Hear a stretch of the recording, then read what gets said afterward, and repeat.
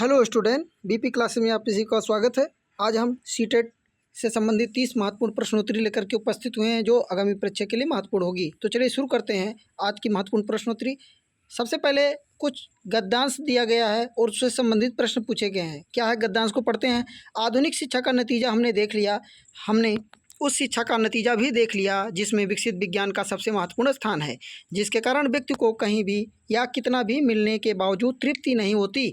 इसका कारण यही है कि शिक्षा के स्वाभाविक और आवश्यक अंगों को छोड़कर हमने ऐसे विषयों पर अधिक ध्यान दिया जो मनुष्य का एक तरफा विकास करते हैं, जिसके कारण व्यक्तित्व का बड़े से बड़ा भाग अतृप्त रह जाता है। बाल्यावस्था में भी कला शिक्षा को भी अभी तक उचित स्थान नहीं मिल पाया। जहाँ मिलना भी है वहाँ बच्चा 11-12 वर्ष का होते ही उसके शिक्षा क्रम से कला प्रवृत्तियों को निकाल दिया जाता है। ऐसा ही हार्वर्ड रीड ने कहा। हमारा अनुभव बताता है कि हर व्यक्ति 11 साल की उम्र के बाद किशोर अवस्था और उसके बाद सारे जीवन काल तक किसी न किसी कला प्रवृत्ति को अपने भाव प्रकटन का जरिया बनाए रख सकता है। आज के सभी विषय जिन पर हम अपनी एकमात्र श्रद्धा करते हैं, जैसे गणित, भूगोल, इतिहास, रसायन शास्त्र और यहाँ तक कि साहित्य भी जिस तरह पढ़ाए जाते हैं, उन सब की बुनियाद तार्किक है।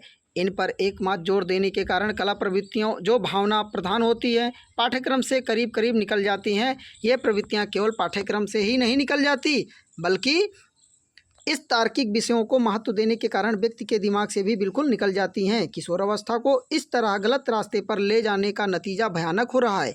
सभ्यता रोज बरोज बेढब होती जा रही है।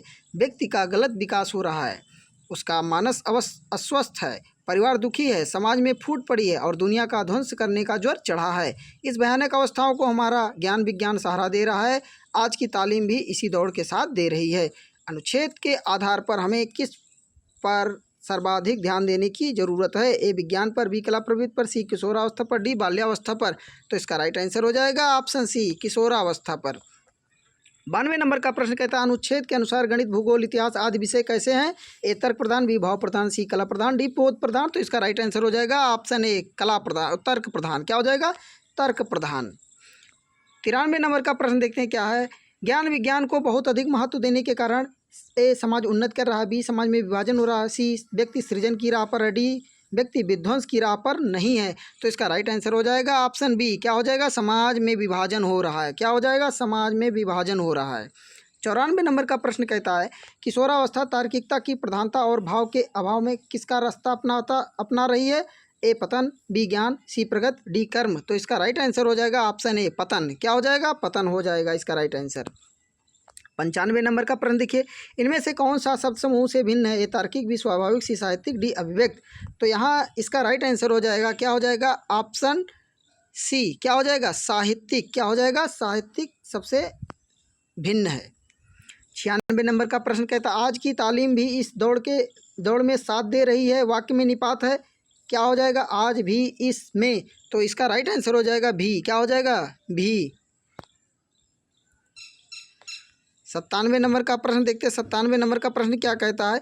विकसित शब्द में प्रत्यय है एसित, पी इत, सीता, डी सत। तो इसका राइट आंसर हो जाएगा बी। क्या हो जाएगा? इत। 98 नंबर का प्रश्न देखिए क्या कहता है। अनुच्छेद के आधार पर कहा जा सकता है कि आधुनिक शिक्षा का नतीजा ए सुखद है, बी दुखद है, सी औसत है, डी पता नहीं। तो इसका राइट आंसर हो जाएगा दुखद है। क्या हो जाएगा? B is the right answer, दुखद है। 99 नंबर का प्रश्न देखिए क्या कहता है। आधुनिक शिक्षा में किस विषय को सबसे अधिक महत्व दिया जाता है। ए कला को, बी भाषा को, सी विज्ञान को, डी इतिहास को। तो इसका राइट आंसर हो जाएगा ऑप्शन सी विज्ञान को। किसको दिया जाता है? तो विज्ञान को दिया जाता है। 100 नंबर का प्रश्न देखिए क्या कहता है। 100 नंबर का प्रश्न भी क्या है, काव्यांश दिया गया है, उसको पहले पढ़ेंगे। क्या है। साकार दिव्य गौरव विराट पौरुष के पुंजीभूत ज्वाल, मेरी जननी के हिमकिरीट, मेरे भारत के दिव्य भाल, मेरे नगपत मेरे विशाल, युग युग अजय निर्बद्ध मुक्त, युग युग गर्भोन्नत नित महान, निस्सीम व्योम में तान रहे, युग में किस महिमा का वितान, कैसी अखंड या चिर समाधि, यतिवर कैसा या अमर ध्यान, तू महाशून्य में खोज रहा किस जटिल समस्या का निदान, उलझन का कैसा विषम जाल, मेरे नगपत मेरे विशाल। 100वां प्रश्न कहता है हिम किरीट का आशय क्या है। ए ठंडा मुकुट, बी बर्फ का मुकुट, सी चांदी का मुकुट, डी स्वर्णिम मुकुट। तो इसका राइट आंसर हो जाएगा बर्फ का मुकुट। क्या हो जाएगा? बर्फ का मुकुट हो जाएगा। 101 नंबर का प्रश्न देखिए क्या कहता है। नगपद का विग्रह और समास होगा ए रत्नो, नग का पति तत्पुरुष, बी नगो पर्वतों का पति जो कर्मधार है, सी नगों पर्वतों का पति तत्पुरुष, डी नगों का पति जो ऐसा बहुब्री। तो इसका राइट आंसर हो जाएगा डी। क्या हो जाएगा? डी हो जाएगा, नगों का पति है जो ऐसा बहुब्री। 102 नंबर का प्रश्न कहता है किस पंक्ति में कहा गया हिमालय शक्ति ज्वालाओं का ढेर है? ए युग युग अजय निर्बद्ध मुक्त, बी कह रहा है मेरे भारत के दिव्य भाल, सी कह रहा पौरुष के पूंजी भूत ज्वाल, डी कह रहा साकार दिव्य गौरव विराट। तो इसका राइट आंसर हो जाएगा तीसरा। क्या हो जाएगा? तीसरा इसका राइट, पौरुष के पूंजी भूत ज्वाल। 103 नंबर का प्रश्न कहता है जिसे जीता ना जा सके उसके लिए कविता में कौन सा शब्द प्रयुक्त हुआ? ए अजय, बी अखंड, सी अमर, डी दिव्य। तो इसका आंसर हो जाएगा अजय। क्या हो जाएगा? अजय हो जाएगा। 104 नंबर का प्रश्न कहता है निस्सीम शब्द में कौन सी संधि है? ए स्वर, बी व्यंजन, सी विसर्ग, डी दीर्घ। तो इसका राइट आंसर हो जाएगा विसर्ग। क्या हो जाएगा? विसर्ग हो जाएगा तीसरा। 105 नंबर का प्रश्न कहता है हिमालय को यतिवर कहकर संबोधित किया गया क्योंकि वह ऑप्शन ए भारत का प्रहरी है, ऑप्शन बी पर्वतों का स्वामी है, ऑप्शन सी समाधि में लीन है, ऑप्शन डी समस्या का हल ढूंढ रहा है। तो वो भारत का प्रहरी है। क्या है? भारत का प्रहरी है, ऑप्शन ए। 106 नंबर का प्रश्न देखिए क्या है। प्राथमिक स्तर पर बच्चों की भाषा का आकलन करने का उद्देश्य ए उसकी पठन क्षमता का आकलन, बी उसके भाषा प्रयोग की क्षमता का आकलन, सी उसकी लेखन क्षमता का आकलन, डी उसकी बोलने की कुशलता का आकलन। तो इसका राइट आंसर क्या हो जाएगा? तो इसका राइट आंसर हो जाएगा उसकी बोलने की कुशलता का आकलन। D is the right. क्या हो जाएगा? डी हो जाएगा इसका। 107 नंबर का प्रश्न कहता है इनमें से कौन सा भाषा आकलन में सबसे कम प्रभावी तरीका है? कहानी कहना, बी कहानी लिखना, सी घटना वर्णन, डी श्रुति लेख। तो इसका राइट आंसर हो जाएगा कहानी लिखना। क्या हो जाएगा? कहानी लिखना। 108 नंबर का प्रश्न क्या है? आकलन की प्रक्रिया में केवल बच्चे की क्षमताओं का आकलन नहीं होता बल्कि शिक्षक की शिक्षण प्रक्रिया का भी आकलन होता है। यह विचार ए पूर्णता सही है, बी अंशतः सही है, सी पूर्णता गलत है, डी निराधार है। तो इसका राइट आंसर हो जाएगा पूर्णता सही है। क्या हो जाएगा? पूर्णता सही है। 109 नंबर का प्रश्न देखिए क्या कहता है। 109 नंबर का प्रश्न कहता है क्या कहता है? ध्यान दीजिए। रीता ने तीसरी कक्षा में पढ़ने वाली रितिका की भाषा क्षमता, भाषा निष्पादन संबंधी क्रमिक प्रगति का ब्यौरा उसके अभिभावकों को दिया। रीमा ने किसके आधार पर जानकारी दी? ए अवलोकन, बी पोर्टफोलियो, सी जांच सूची, डी लिखित परीक्षा। तो इसका राइट आंसर हो जाएगा जांच सूची। क्या हो जाएगा? जांच सूची, सी हो जाएगा इसका। 110 नंबर का प्रश्न क्या है? पहली कक्षा में क्या लिखने के अंतर्गत आता है? ए वाक्य लिखना, बी शब्द लिखना, सी अक्षर बनाना, डी चित्र बनाना। तो इसका हो जाएगा अक्षर बनाना, सी। क्या हो जाएगा? अक्षर बनाना। 111 नंबर का प्रश्न कहता है प्राथमिक स्तर पर पढ़ना सीखने में सबसे कम महत्वपूर्ण है? अनुमान लगाना, बी संदर्भ अर्थ, सी अर्थों अक्षरों की पहचान, डी पढ़ने का उद्देश्य। तो इसका राइट आंसर होगा संदर्भानुसार अर्थ। क्या हो जाएगा? संदर्भानुसार अर्थ।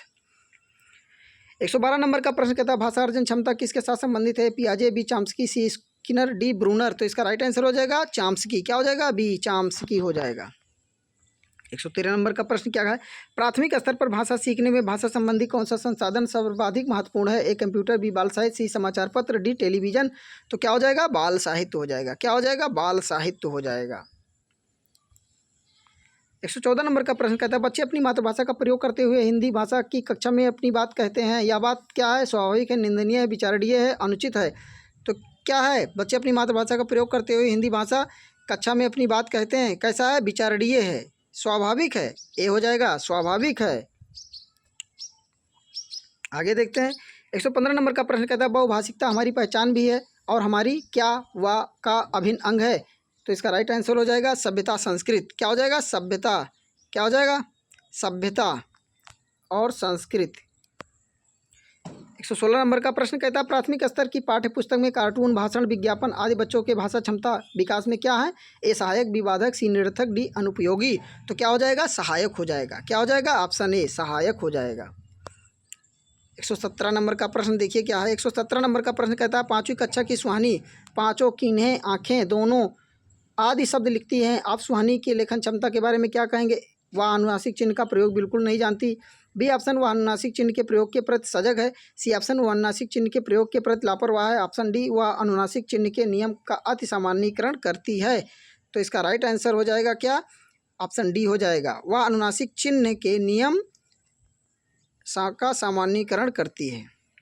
118 नंबर का प्रश्न कहता है विद्यालय में भाषा शिक्षण के लिए कोई कार्यक्रम शुरू करते समय सबसे महत्वपूर्ण है? ए बच्चे की लिखित क्षमता को पहचानना, बी बच्चे की सहज भाषाई क्षमता को पहचानना, ऑप्शन सी कह रहा है बच्चे की सहज मौखिक अभिव्यक्ति को पहचानना। ऑप्शन डी बच्चे की पठन क्षमता को पहचानना। तो कह रहा है कोई कार्य शुरू करते सबसे महत्वपूर्ण क्या है, तो बच्चे की सहज मौखिक अभिव्यक्ति को पहचानना, सी हो जाएगा। 119 नंबर का प्रश्न है, कई बार बच्चे जब स्कूल आते हैं तो 2 या 3 भाषाओं को क्या करते हैं, बोलने की क्षमता से लैस होते हैं, पढ़ने, लिखने, रटने, समझने। तो पढ़ने क्या हो जाएगा, पढ़ने, ऑप्शन ए हो जाएगा। 120 और अंतिम प्रश्न है, किसी विषय को सीखने का मतलब है किसको सीखना और उसकी क्या सीखना।